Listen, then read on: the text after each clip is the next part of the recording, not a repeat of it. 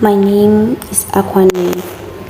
I was a teacher, a good teacher, loved and cherished by my pupils. I was adored, treasured, admired.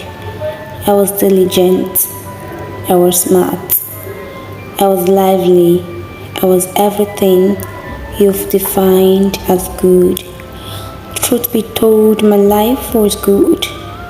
Well, just a little bit shadow of itself, cause behind the smiles was an eye filled with tears. The smiles was a cover for a deep hurt I felt inside, cause I knew the diligence and punctuality was the remedy to leave the environment that brought me misery, ruins and pains. The brain people celebrated was dragged in by loneliness. My eagerness to forget some hurtful word made me marry my books, cause I found comfort in studying. But each time I drop my book, everything flashes back like they never left. So once I leave the school environment, I have my misery facing me once again, laughing at my cyclic life. The password to my gate was tears, cause each time I pass through my streets, I remember the voices I've lived with from the very day I opened my eyes to the dark world till now. Those voices reminding me of who I was and who I could never be. That was my life, the kind of life I've lived, so I was never for once confused like many of who I was, a liar, a deceiver, failure. Cause each time I looked at the faces of the innocent kids running to embrace me, when I signed my fake smiles, I wished one day these smiles would come from my heart.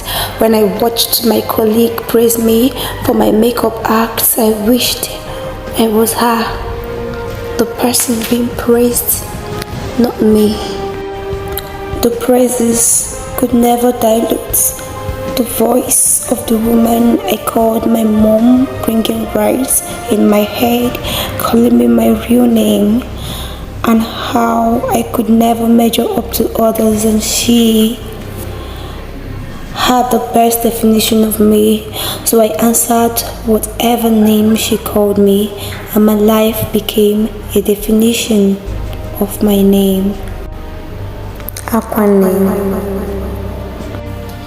At this point, I think it's time I tell you the story behind my name. It was Saturday morning, December 15, 1998. My mother cried in pain of childbirth. She was rushed to the hospital, and by 6 p.m. I was held by the nurses as I cried, and my mother smiled. Surely, she said, my first fruit has come, a beautiful daughter of mine. She should surely be my pride. She smiled again. Back home, the story of my birth was celebrated. Everyone was happy.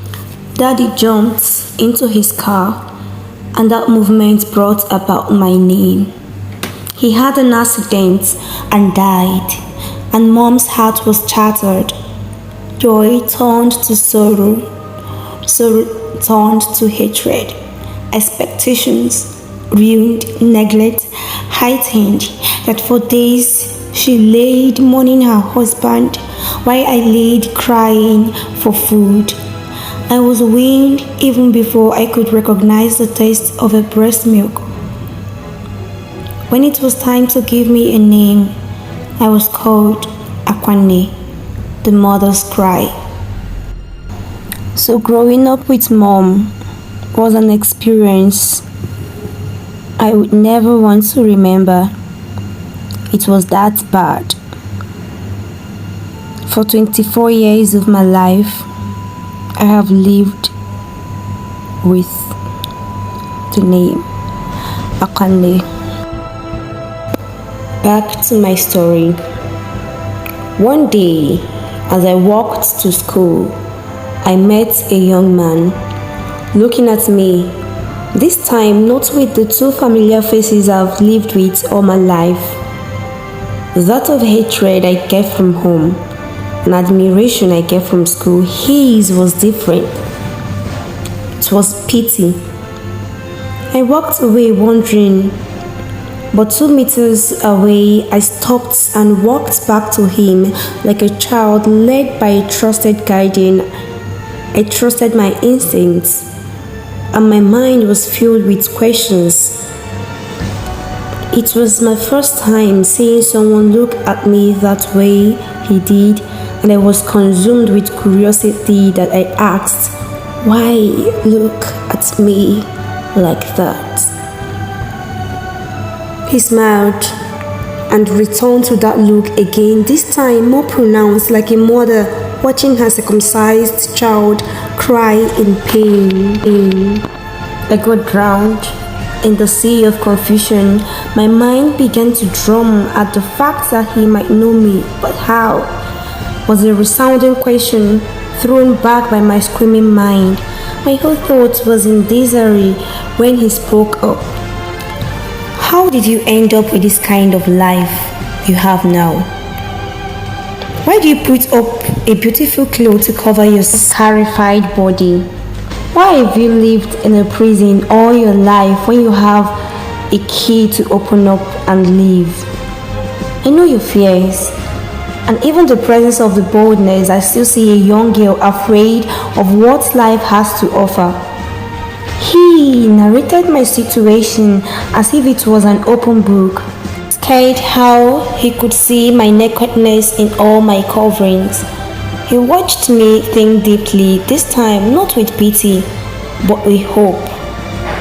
I told you, you have the key, and you can open this prison and step out. Cause if you don't now, you have to stay in there forever. What's the key? I so much wanted to ask, but held my peace. Look behind you, he said, pointing at an empty space. He has stood there for 24 years, giving you a key, but you've refused to collect it, and today I so much want to ask you why you've neglected him for 24 years. I was shocked. What could he mean by that? How did he know my age? Who was standing beside me? My thoughts ran wild. I was losing it until he interrupted once again. You've lived your life for 24 years without his help. You've done a lot of things to be happy. You've put up a lot of remedy you felt was therapeutic, but none was permanent. So today, daughter, it's time to seek for the permanent solution by accepting the help of this young man standing right beside you. He has been standing by you ever since you were born. He has loved you unconditionally, and when you felt like giving up, he has been there extending his hands of love and his hands for your embrace. But you were focused in your pain that you never saw his pains. Your current misery was the reason he left his paradise to die for you, and his death brought forth the key to freedom from sorrow, shame, guilt, and bondage. And today he wants you to take that key. His name is Jesus. Do you want to take the key? Do you want to accept him so he can take away your load, this bondage, and give you his? Because he said his yoke is easy and light. I cried. I couldn't believe that all these years I've never thought about this. I've never thought about finding succor in Christ. I've heard about him, but didn't know I was worth his time.